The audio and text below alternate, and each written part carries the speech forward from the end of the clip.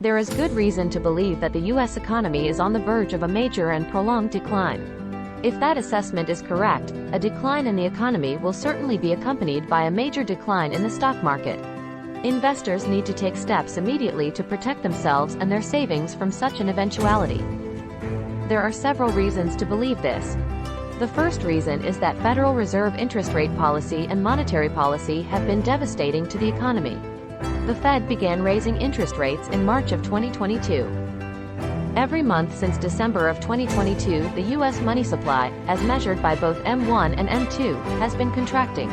To be clear, that does not merely mean that the rate of growth of the money supply has slowed.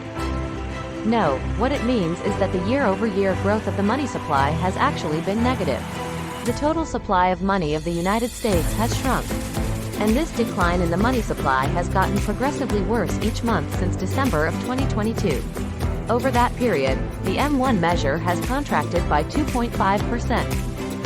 The M2 measure has contracted by 9.25%. The data for these calculations can be found on the webpage of the Board of Governors of the Federal Reserve System.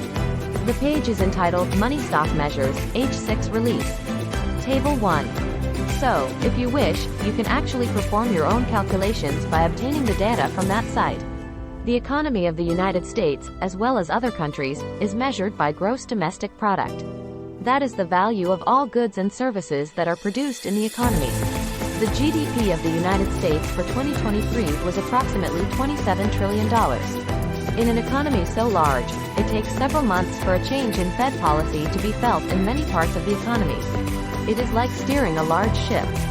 The order to change course must be given many miles before the ship actually reaches the iceberg.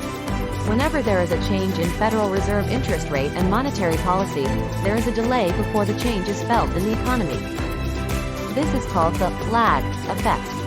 The stimulative effects of lower interest rates and easing of monetary policy are felt in the economy several months later. Similarly, the effects of tighter interest rate policy and a contraction in the money supply begin to become apparent in the economy several months later. The Federal Reserve has not served the country well. One of the many mistakes that the Federal Reserve has made in the most recent cycle of roller coaster interest rates rises and declines is that they do not take into account the lag effect. They continually base interest rate decisions on data that has resulted from decisions that were made many months before. They should take into account the lag effect by waiting to see the effects of more recent actions. By failing to do this, their response to high inflation has been excessive. The negative effects of the increases in interest rates are only now beginning to weave their way through the economy. This is reflected in recent reports about troubles in the banking sector and in the real estate sector. In 2023, we saw 3 of the largest bank failures ever witnessed in the United States. First Republic Bank, Silicon Valley Bank, and Signature Bank were all taken over by federal bank regulators. However, the measures that were taken by the regulators at that time camouflaged the underlying causes of the collapse. They did not remedy the underlying problems. The underlying cause was that the sudden increase in interest rates caused a massive decline in the value of billions of dollars of treasury bonds and other assets that were held by those banks. Many other banks have similar serious flaws as those 3 banks. There is fear that those problems will reassert themselves and that, as a result, a collapse in the banking system and a collapse in the commercial real estate market will follow later this year. The underlying flaws in the banking system were never really fixed. The crisis is beginning to re-emerge as $5 trillion of commercial real estate debt taken out during the zero-rate era comes due. Professor Tomasz Piskorsky is a banking specialist at Columbia University. He offered the following analysis: it's not a liquidity problem, it's a solvency problem. Temporary measures have calmed the market, but half of all U.S. banks are running short of deposits with assets worth less than their liabilities. The total amount of the shortfall is $9 trillion. He believes that the values of commercial office buildings have fallen by 50% on average from their peak, and 45% of all office loans are currently underwater, that is, in negative equity. In 2024, real estate developers will need to refinance their debts into the most hostile lending environment in living memory. At the same time, falling rents are eroding their revenue streams. This year almost $1.5 trillion in debt comes due. Narrator: thank you for watching. If you would like to see more videos on this subject, give it a thumbs up, and don't forget to subscribe. If you leave a message below, I will respond. Remember, always do your research and consult with financial professionals before making investment decisions. The information provided in this video should not be construed or relied on as investment, accounting, legal, or other professional advice under any fact or circumstance. You also might like to check out my pages on Facebook and Rumble, the Global Macro Digest, and see my books that are featured there. Professor Poskorsky is but one of many observers who foresee impending doom in the commercial real estate market, and believe that this will be accompanied by widespread loan defaults and bank failures. Hundreds of banks will disappear. If they are correct, a depression in the financial sector has already begun.